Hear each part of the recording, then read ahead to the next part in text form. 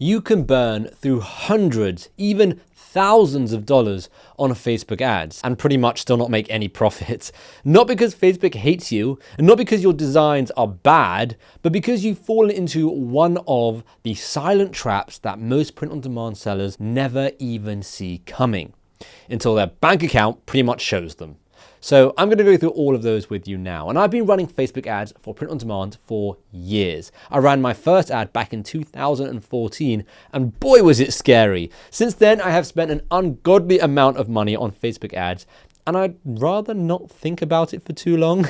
But it's helped me learn what works and what doesn't. And I've seen campaigns tank with $0 in sales, and I've seen them scale to $10,000 from just a few $1,000s in ad spend. The difference?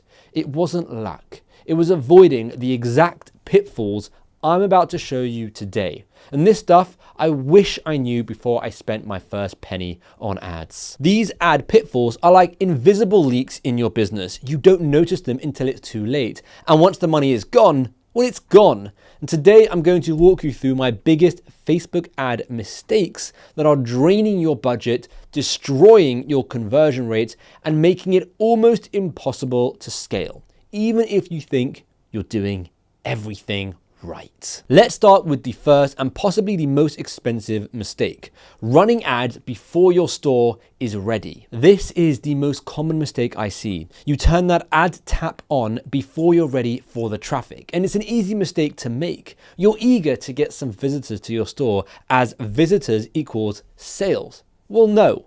Not exactly. If your store is set up wrong, there's not a clear offer, a confusing layout, bad designs, slow, laggy user experience, what you'll end up doing is spending lots and lots of money to bring people to your website and convert absolutely no one, right? And Facebook will happily take your money. They'll do that over and over again. They don't care. So do not run ads before you are ready. And by ready, I mean make sure that there are no big leaks in your funnel. The funnel starting at niche, then going to design, and then going to store. And once you've built this robust, bulletproof funnel, then turn that tap on and let the water flow all the way through. The water in this case is the traffic. And when the traffic starts at the top and it comes out the bottom, it becomes sales.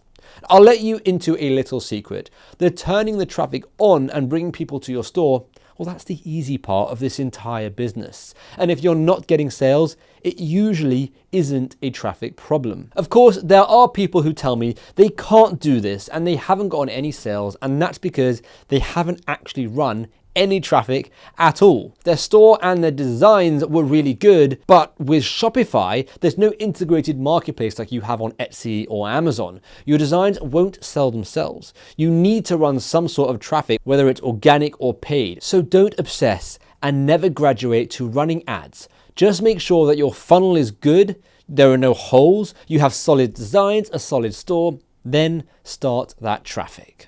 The second biggest mistake I see is where people let emotion override the data. Have you ever thought this design is the best design on the planet and is going to go absolutely viral? And there's no shame in it. I've thought this a few times. I've thought this a lot more than a few times.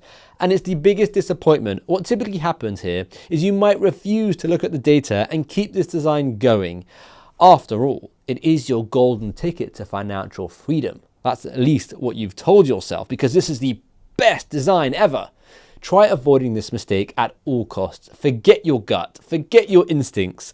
When it comes to Facebook ads, you need to trust the data. And I know that's not what most people might say. And I might sound crazy telling you not to trust your gut. But when we're talking about Facebook ads, the cost per click, the ROAS, which is return on ad spend, the CPM, this is what you need to be basing your decisions on, not what you might feel. The third mistake can be the reason you give up. And that is expecting sales too soon. Facebook won't give you immediate sales, so don't expect it. Facebook is all about testing. finding what works for you, your niche, your designs, your audience. We need data to make decisions. If it's been a few weeks and you're still not profitable, that doesn't mean you should throw in the towel. Think of any normal brick and mortar store. They're not profitable for absolutely ages, months, maybe even years. They have a huge upfront cost, which is their store and their stock. And being profitable from day one is a pipe dream. You may not have startup costs like that, but with this, don't expect sales straight away. Stick to your testing budget. Don't go crazy with it, and don't be afraid to pause an ad and have a rethink. Just don't quit if you don't get sales straight away. Sometimes it can take a little bit longer. Now, the fourth mistake is not testing. Facebook ads is all about testing. If you think you're going to make one ad with one mockup and think that that's going to be enough, well, I have some terrible news for you. This is going to give you basically no data. Facebook is all about gathering data, and we can't gather data without running any tests. So you need to test a load of mockups to find that winning mockup that will get you a really low cost per click. You'll need to test a load of designs to find those designs that can become bestsellers. When we found our winning mockup, that led to 50-cent cost per clicks and amazing conversions, but we tested 96 mockups.